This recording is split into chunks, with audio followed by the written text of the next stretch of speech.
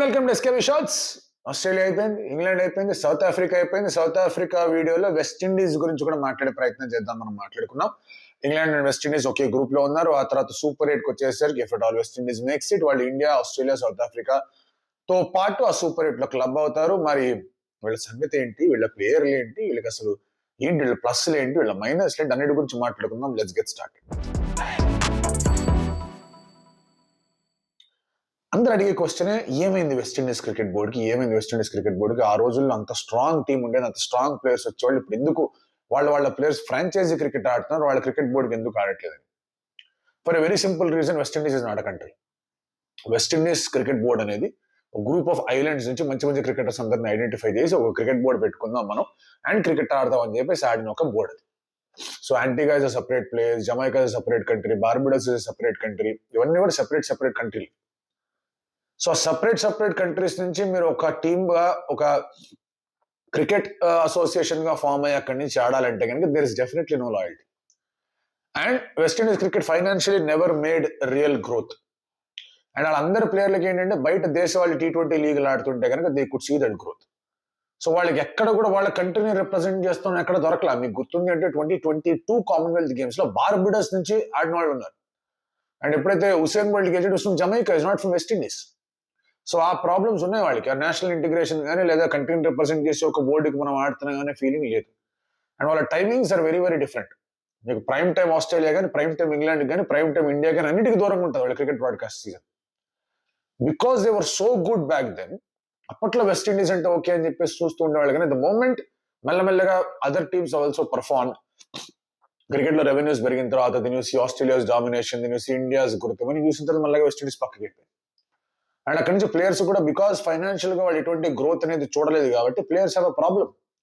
ఇండియాలో last time T20 world cup జరిగినప్పుడు 2016 లో ఛాంపియన్స్ వెస్ట్ ఇండీస్, కానీ ఆ తర్వాత స్టేట్మెంట్ ఆఫ్ మన వాళ్ళ కెప్టెన్ అప్పట్లో వాజ్ కంప్లీట్లీ గాన్. ఎట్లా ఇచ్చాడు స్టేట్మెంట్? అది ఏమన్నా చెప్పాడు అక్కడ డారెన్ సామ్? ఏం చెప్పాడంటే అసలు ఏమీ లేదు, వి పుల్డ్ అవర్ సెల్స్ టుగెదర్ అని చెప్పాడు. వరల్డ్ కప్ కెప్టెన్ అలాంటి స్టేట్మెంట్ ఇచ్చాడంటే అప్పటి నుంచే టీమ్స్ ఆర్ నాట్ డూయింగ్. సరే, ఇంకా ఆ చాప్టర్ అయిపోయింది. ఇప్పుడు టీం అయితే పెట్టారు, వీళ్ళు వచ్చారు, వీళ్ళు ఆడుతున్నారు. Let us see what their team has got. మంచి ఆల్రౌండర్స్ ఉన్నారు బాస్ ఈ టీంలో. రోమన్ పవల్ ని తీసుకున్నా, రాస్టన్ చేజ్ ని తీసుకున్నా, లేదంటే కనుక మీకు అతని పేరేంటి రొమారో షెపర్డ్ ని తీసుకున్నా, జేసన్ హోల్డర్ ని తీసుకున్నా, చాలా చక్కటి ఆల్రౌండర్స్ ఉన్నారు. అందరికందరూ టీంలో ఉంటారు. సో ఆల్రౌండర్స్ డెప్త్ ఉంది, బ్యాటింగ్ కూడా బాగుంది. అలాగే స్పిన్నర్స్ కూడా బాగున్నారు. మీకు అకీల్ హుసేన్ ని తీసుకున్న ఇటువంటి సర్ఫేస్ మీద చాలా బాగా బౌలింగ్ చేస్తాడు. అండ్ అగైన్ మీరు గుడకేష్ మోతిని తీసుకున్న, అతను కూడా చాలా బాగా బౌలింగ్ చేస్తాడు. So you have 2 good spinners in them. ఆ తర్వాత మీకు జర్డన్ సీల్స్ ఉన్నాడు, అతను కాకపోతే షేమార్ జోసెఫ్ ఉన్నాడు, లేదా మ్యాట్ ఫోర్డ్ ఉన్నాడు. వీళ్ళ దగ్గర మంచి ఫాస్ట్ బౌలింగ్ సెటప్ ఉంది వాళ్ళ దగ్గర. బ్యాటింగ్ విషయానికి వస్తే షై హోప్ ఉన్నాడు, బ్రాండన్ కింగ్ ఉన్నాడు. అండ్ అలాగే మనం షరఫెన్ రుదర్ఫర్డ్ ని తీసుకున్నా, లేదా షిమరాన్ హెట్మైర్ ని తీసుకున్న, జాన్సన్ చార్ల్స్ ని తీసుకున్నా, మంచి సెటప్ ఉంది వీళ్ళ దగ్గర. సో ఇందులోంచి కూడా 11 ని లాగాలి అంటే probably Brandon King and Shai Hope was the captain. ఆ తర్వాత you can go with Roston Chase, Sherfane Rutherford, Shimron Hetmyer, Rovman Powell. ఆ తర్వాత you can go with Romario Shepherd. And ఆ తర్వాత జేసన్ హోల్డర్ 8 దాకా బ్యాటింగ్ ఉంది.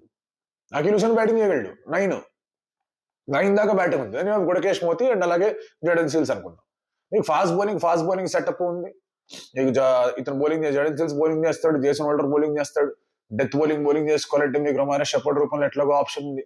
Then you also have spinners. లేదు మనకి ఎక్స్ట్రా ఫాస్ట్ బౌలర్ కావాలి అనుకుంటే ఆ ఎక్స్ట్రా ఫాస్ట్ బౌలర్ సబ్స్టిట్యూషన్ తెచ్చుకోవచ్చు. సో ఓవరాల్ పిక్చర్ చూసుకుంటే కనుక they have a good team, they have a very strong batting team. వాళ్ళ ప్రాబ్లం డెఫినెట్లీ ఆ బౌలింగ్ అటాక్ లో నిజంగానే ఇటువంటి ఫ్లాటర్ వికెట్స్ వాళ్ళు బౌలింగ్ చేయగలరని ఒక చిన్న క్వశ్చన్ మార్క్ అయితే ఉంది.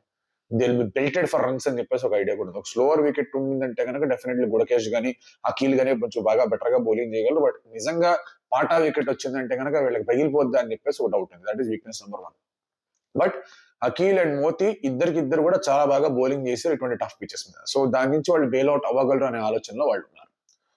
Weakness number 2 is obvious thing ఏంటి అంటే కనుక వీళ్ళందరూ ఫ్రాంచైజీ క్రికెట్ లకు ఆడుతున్నారు, ఒక పద్ధతిలో ఒక పందాలో ఆడుతున్నారు, where there is lot of risk on them. And ఆ రిస్క్ తీసుకున్నా పర్వాలేదని ఫ్రాంచైజ్ వాళ్ళు వదిలేసేవాళ్ళు.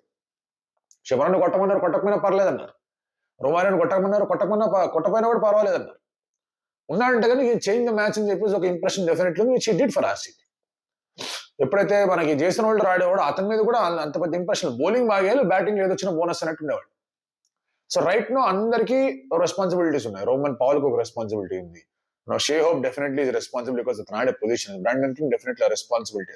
ఆ రెస్పాన్సిబిలిటీ అంతా తీసుకొచ్చి వీళ్ళు నిజంగా కన్సిస్టెంట్ గా బ్యాటింగ్ చేయగలరా అనేది వీక్నెస్ నెంబర్ 2. ఈ 2 స్ట్రాంగ్ వీక్నెస్ ఉన్నాయి. మూడోది ఏంటంటే యాజ్ ఎ యూనిట్ ఎన్ని మ్యాచ్ ఆడారు వాళ్ళు కలిసి. As unit they played very less number of matches.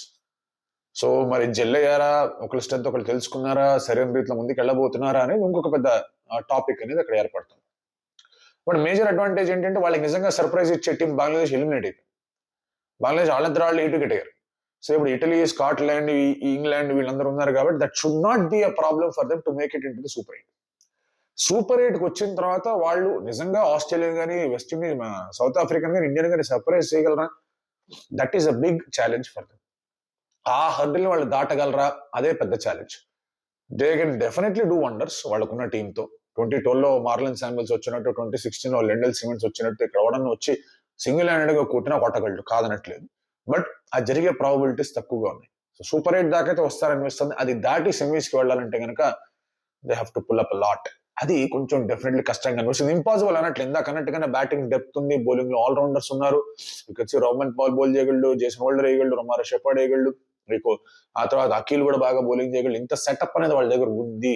But ఆ కాంబినేషన్ తో వాళ్ళు ముందుకు వెళ్ళగలరా, కలెక్టివ్ ఒక జంప్ కొట్టగలరా వాళ్ళు అంటే కానీ that's a big question mark.